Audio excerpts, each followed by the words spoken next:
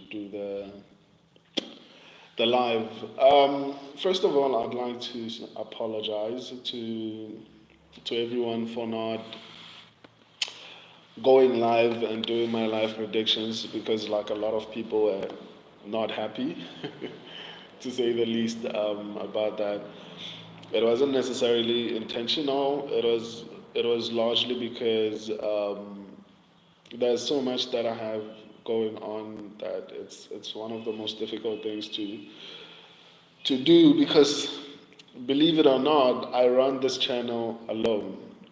Go to the video section of the channel, the short section of the channel, the community section of the channel, the live section of the channel.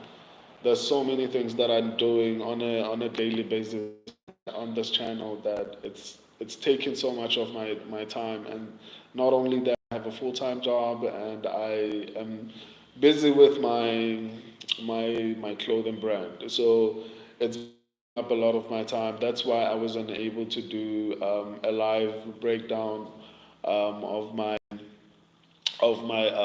predictions for last week. But I think from now on, I wanted to do individual predictions for UFC 3. Um, but I think I'm not gonna have enough time for individual, so I'm going to do like a standard, like how I've been doing all this time, like doing full predictions for the whole card, and then I'm going to also do upset, like predicting upset, possible upsets for UFC 301. So yeah, let me recap. I think I had a really decent week, or rather, I had a decent fight night. My predictions were starting to slack a couple of weeks ago. I made some adjustments, and they've been looking pretty decently because 2 weeks back, I think I got like seven correct. UFC 300, I think I got 10 out of 13. And this fight night, I got 9 out of 13, which I think is pretty decent, especially because the ones that I got wrong were close fights, in my opinion. But nonetheless, I want to go through the entire card. I was just trying to explain the whole situation of why I didn't go live to break down my fights and all those type of things. Let me check. What was the first fight? What was the first fight of the night? Uh, yeah, it was nice to see the UFC coming back after so long. It's always weird when there's no fight night card, but it was understandable after UFC 300. Um, why is this laptop taking its own time? Yeah, I'm still looking at the fights. I'm on the UFC side. Uh, I'm glad about some of the prediction, the fights that I was able to predict because a lot of people got a lot of fights wrong on this card, including my beloved subscribers. They are always right, but on this one they got this one wrong. So yeah, let me start. Gabriel Benitez versus Maheshate. Um, in all honesty, I feel like Gabriel Benitez won this fight. I'm not too upset about it. It's not the worst robbery, but I feel like Gabriel Benitez won this fight. But nonetheless, I'm not upset with um, Maheshate winning because it was a close fight. Was the first one that I got wrong. My subscribers got this one right. They went with Maheshate. I think both of them need to improve, especially Maheshate, especially if he wants to have some type of a career in the UFC. You can't perform like that and arguably lose a fight if you're planning on eventually becoming a contender or even a champion. On to the next one, Ivana Petrovic versus Liang Na. I think Liang Na has not won a fight in the UFC, right? Since she's been signed to the UFC, she has not won a fight. I don't know why she's still signed to the UFC, but nonetheless, I feel like she looked good in the first round. I think that's what she normally does. She always looks good in the first round and somehow finds a way to lose the fight. Um, I think if she works on her cardio, she should be like a decent contender. Um, I Petrovic's striking looked horrible, but she got the submission.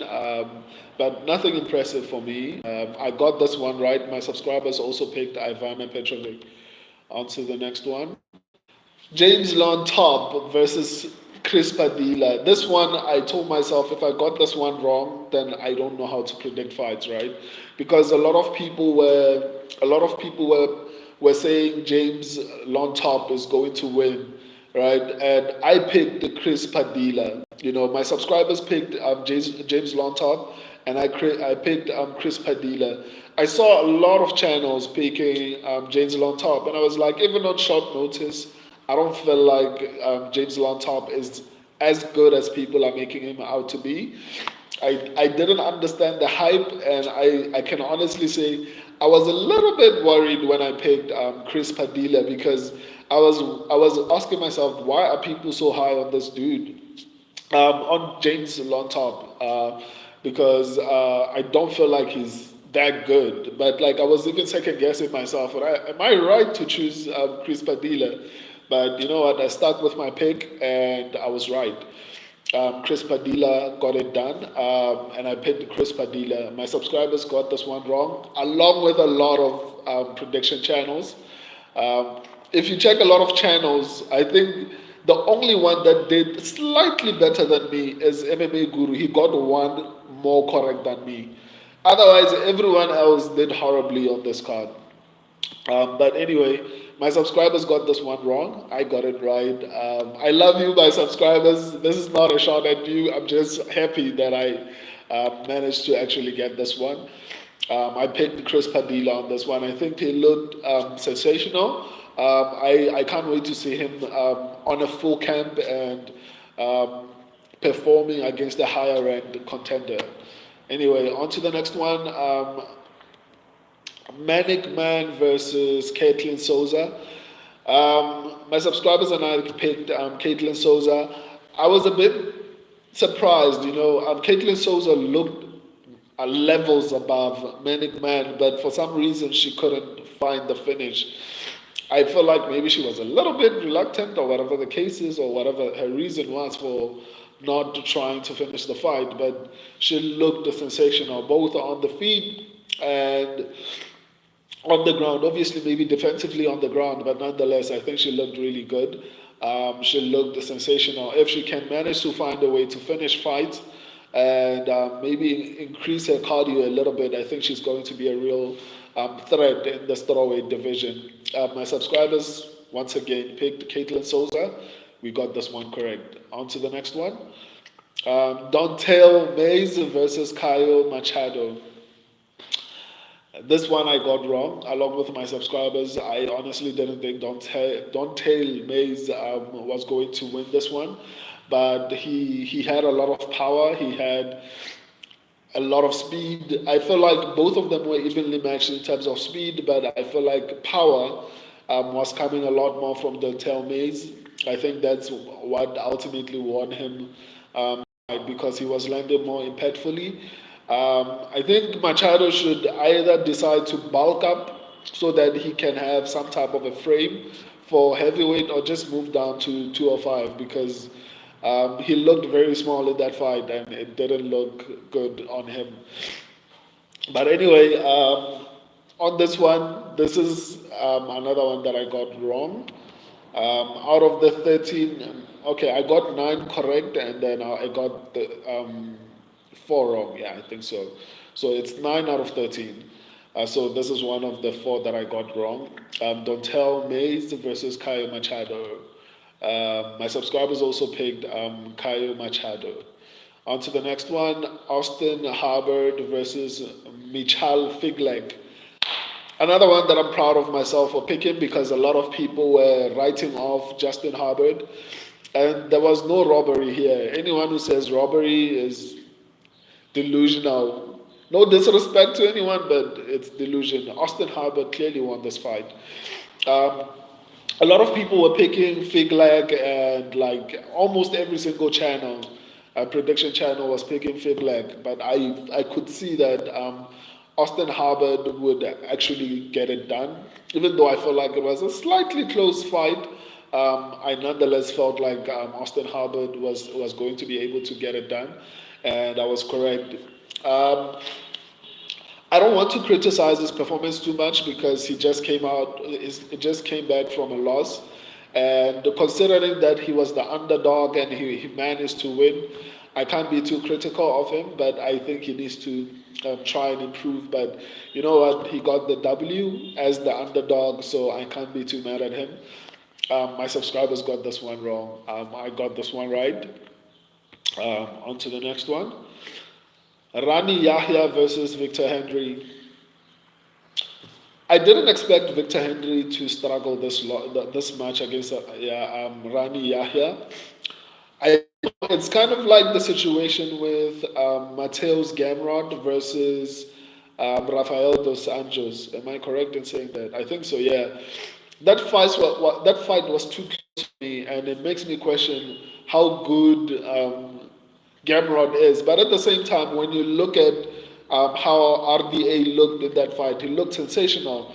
So I think this is more or less the same situation in this particular one because I feel like Rani Yahya looked good. I think he didn't look that great, but he looked decent in this particular fight. So I just didn't think I just didn't expect him to actually look like that in that particular fight, especially when Victor Henry was like a minus 500 favorite in that particular fight. But nonetheless, I got this one correctly along with my subscribers. We picked Victor Henry.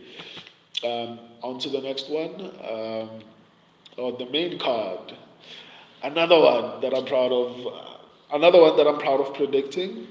Tim Means versus Uros Medic. I went with Uros Medic. Um, my subscribers went with Tim Means. I think Uros Medic, people were writing Uros Medic off because of his performance against Mektik Bag or Obai. But if I recall correctly, Uros Medic was winning that fight on the feet until Orobai decided to actually grapple him and submit him on the ground. And Medic is saying, well, I wasn't training grappling in my whole entire camp. So that's basically why he was able to dominate me. It's because I wasn't training camp. Obviously, if anyone remembers, Orobai came in on short notice to fight Uros Medic. So his argument was I wasn't prepared, which is a lousy argument for me because even Orobai wasn't prepared, but nonetheless, it's a valid point. I still picked Uros Medic because I felt like he was better, he was younger. I don't know why anyone would think Tim Means is going to win this fight, but there were people who felt like Tim Means would win. I went with Uros Medic. My subscribers unfortunately went with Tim Means. On to the next one. Jonathan Perez versus David Onama. This is another one that I'm on the fence about. I don't know if I'm okay with Onama winning that fight, but nonetheless, it was a close fight, so I can't be too upset with it. Unfortunately, this is another one of the four that I got wrong. I mean, that I got wrong, which I picked Jonathan Pierce to win, which I was wrong. My subscribers also picked Pierce to win this fight. I think David Onama looked good. He's continuously improving, which is good for him because I feel like he has some level of star power. Because on my channel, one of the biggest videos features him. So I think if he continues to do well in his fights, I think he has a really promising future. But yeah. On to the next one. Austin Lane versus Jonata Denise. I picked Jonata Denise. My subscribers went with Austin Lane. I think Austin Lane is very talented. The problem is he doesn't have cardio. He doesn't have cardio. The mere fact that he was able to get this guy down and control him for the whole round is, to some extent, I think it shows that he's trying to improve and grow as a martial artist, and I think he should be given some level of credit for that. But I picked Denise because I felt like he would be able to survive, and he did, and he actually ended up finishing Austin Lane. Austin Lane needs to do something very urgently. He's very late in his career. Obviously, of course, because it's heavyweight, he might still have maybe 4 more years of competing at a high level, probably. Because at heavyweight, like you don't just start to decline at 35. You start to decline at around 39, 40, So if you're an athletic guy, and I think Austin Lane can actually make a little bit of money. He's never going to be a champion, but I think he can still have somewhat of a career if he tries to improve his cardio. But yeah, I don't think Jonathan Denis to improve. I feel. I think he also needs to maybe build a little bit of muscle. Maybe it's going to work, but I guess we'll just have to wait and see. On this one, I went with Jonathan Denise. My subscribers unfortunately went with Austin Lane. On to the next one. Ariana Lipski De Silva versus Karini Silva. I'm going to call her Ariana Lipski. Um, I didn't expect Karin Silva to struggle this much against what do you call him? What do you call her? I mean, against Jonathan. I mean against Karin Silva. So yeah, I didn't expect him to struggle. Okay, someone is coming in. Please excuse me for a moment. Yeah, so I didn't expect Karen Silva to struggle like that against Ariana Lipski, but I guess it just goes to show how improved Ariana Lipski has been. I think if she continues to improve, she's going to eventually become a title contender. I don't think this loss will impact her in any negative way. For her to perform like that against Karen Silva shows how good she is. And I'm looking forward to her future in this flyweight division. On the other hand, I think Karine Silva needs to work on her striking because she's going to get knocked out. I don't think she's good on the feet. I thought she was elite on the ground. It doesn't seem like she's elite on the ground. It just seems like she was fighting people who are below her level. But the moment she starts to climb up the ranks, I think she's going to see a lot of problems. Um, so I think Karini Silva is going to need to improve significantly. Either you improve on what you are good at, which is grappling. So whenever someone grapples with you, you need to be able to dominate instead of having like this back and forth with someone who's supposed to be good on the feet primarily. So if she has any hopes of becoming like a flyweight champion, she would need to improve, of which I think she can. But if I was to predict who is going to become a title contender sooner than the other one, I'd say Ariana Lipski will probably get there before Karini Silva. Because I feel like she's going to be able to beat a lot of the girls in the flyweight division a lot quicker than Karini Silva. But yeah, subscribers and I went with Karini Silva. We got this one correct. On to the next one. Ryan Span versus Bagdan Guskov. Yeah, I got this one correct as well. My subscribers went with Ryan Span. I don't know why, but I respect their decision. I went with Bogdan Guskov. I couldn't pick Ryan Span after losing twice to Anthony Smith. It's no knock on Anthony Smith, but I don't feel like Anthony Smith is the kind of guy you should be losing to twice. If you're losing to Anthony Smith, who's at the end of his career twice, then I don't feel like you have that much of a future in the UFC, especially in the top of the division of the UFC.